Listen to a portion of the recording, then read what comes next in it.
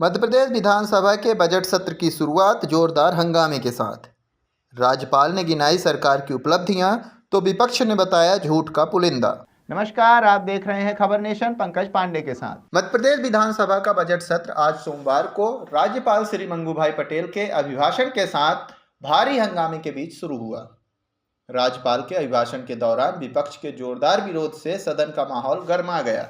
नेता प्रतिपक्ष उमंग सिंघार ने इंदौर में दूषित पानी से हुई मौतों का मुद्दा उठाते हुए कहा कि इतने गंभीर विषय का अभिभाषण में उल्लेख भी नहीं किया गया। कांग्रेस विधायक दल की रणनीति साफ है। ये बजट सत्र आम जनता की आवाज बने, युवा हो, किसान हो, महिलाओं की आवाज बने।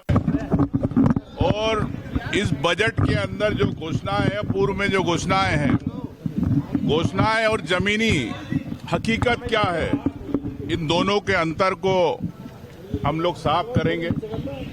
साथ ही कांग्रेस विधायकों ने सेना के अपमान, कप सिरप से बच्चों की मौत और भागीरथपुरा दूषित जल कांड को लेकर लगातार नारेबाजी करते रहे। विपक्ष की टोका टोकी और नारेबाजी के बीच राज्यपाल ने अपना अभिभाषण पूरा किया और सदन से रवाना हो गए।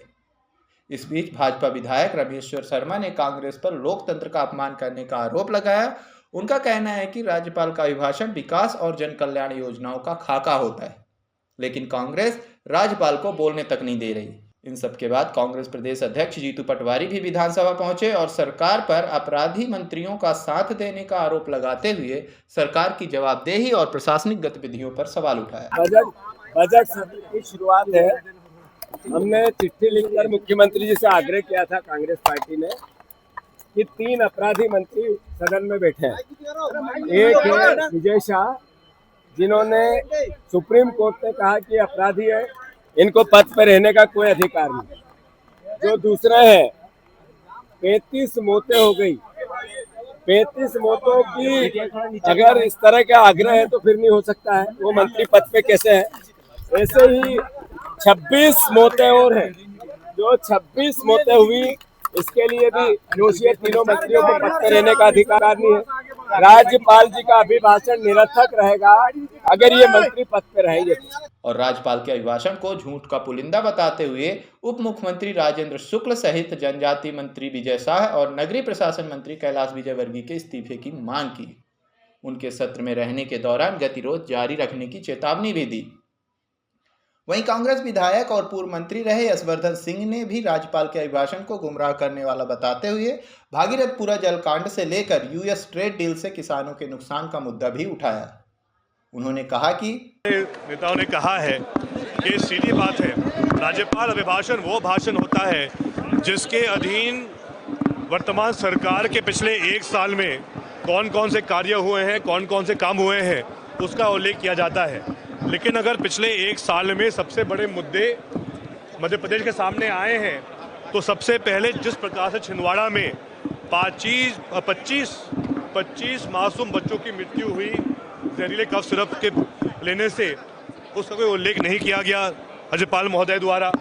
हम बात करें भागीरथपुरा के कांड के बारे में, राज्यपाल महोदय बात कर रहे हैं 2028 के लिए शिप्रा नदी को साफ करेंगे, दूषित पानी को खत्म करेंगे।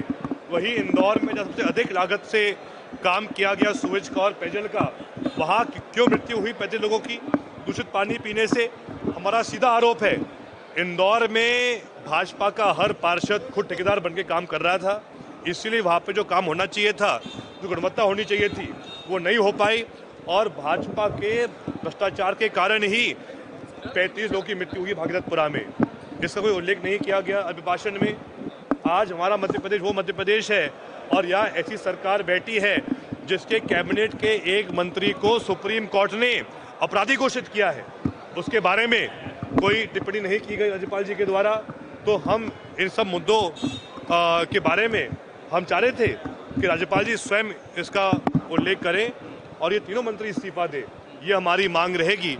इसके साथ साथ जैसा कि आप सब जानते हैं, कुछ दिन पहले ही केंद्र सरकार ने अमेरिका के साथ ट्रेड डील का एक सौदा किया है, समझौता किया है, और उसमें ये बात भी सामने आई है कि जहां एक तरफ हमारे देश में मध्य प्रदेश सबसे बड़ा उत्पादक है सोयाबीन का, वहीं विश्व में अमेरिका का भी काफ़ी अधिक उत्पादन सोयाबीन का होता है और भारत ने और नरेंद्र मोदी जी ने सोयाबीन की इंपोर्ट ड्यूटी कम की है अमेरिका के साथ, जिसके कारण सोयाबीन के दाम में भी लगभग 300-400 रुपये गिरावट आई है, जिससे कि नुकसान हुआ है हमारे किसानों को।